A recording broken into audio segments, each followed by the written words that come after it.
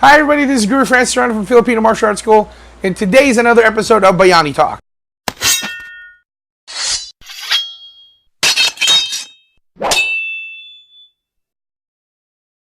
Hi everybody, this is Guro Francis from Filipino Martial Arts School, and today is another episode of Bayani Talk. Today I'd like to talk about thinking about the big picture.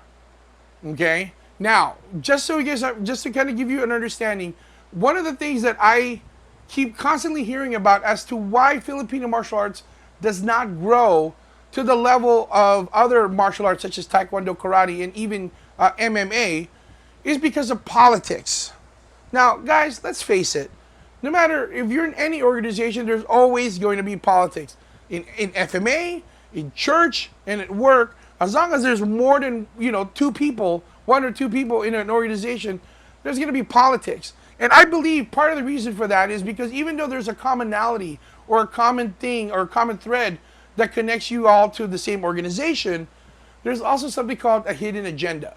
And that hidden agenda is about pursuing or growing themselves over the whole. Now, let me just be clear. I have no problem with individuals growing their own business.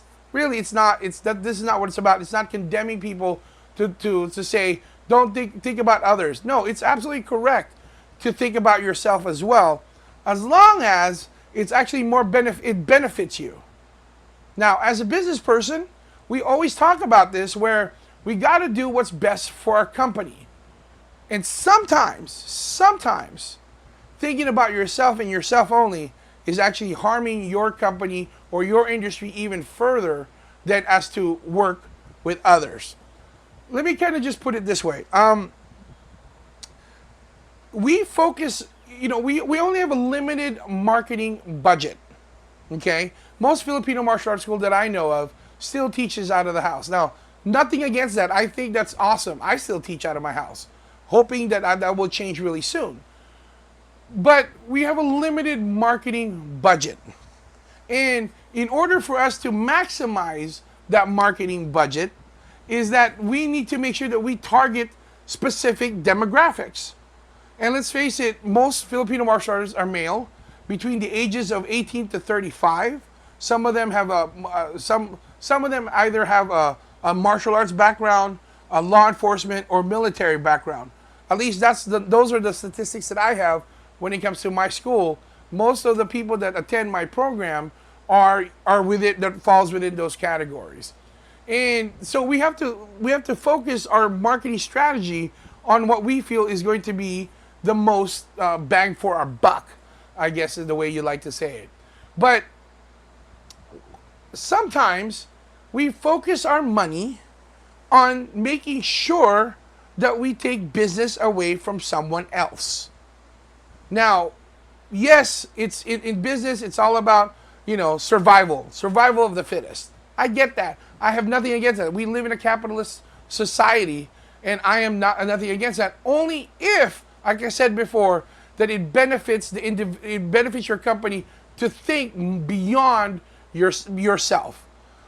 Why do I say that? Let me put it to you this way. I got some census numbers that I got from census.gov, and these are numbers based on 2010 census. Now, of course, that was 9 years ago. We're about to do our census again next year, but these are still the actual numbers that I'm going to be reading off of. For Riverside County here in Southern California, the population is 2,189,641. Now, why do I say think about the big picture?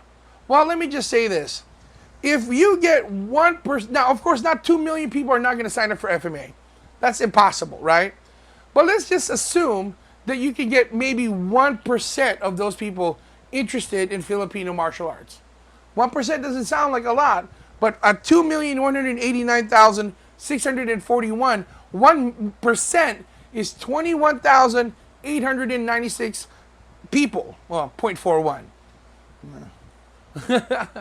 But let me put it you guys this way. Can you fit 21,000 people in your studio or in your garage? I don't think, unless your garage is a giant C-17 airplane hangar, you're not going to fit them all, right? If your studio, even if you break it down for 1% of 30 classes, that's 729 classes per week. There's not that many hours in a day. All right, you might be saying 1% is still too many people. That's not a probability number. Well, let's go with 0.01% of 2,189,641. That's 2,189 people. Again, unless you have an airplane hangar where you teach out of, you're not going to fit them all in your own studio. You're not going to fit them in your garage. In order for you to do that, you have to offer 72 classes per week. Does that make any sense?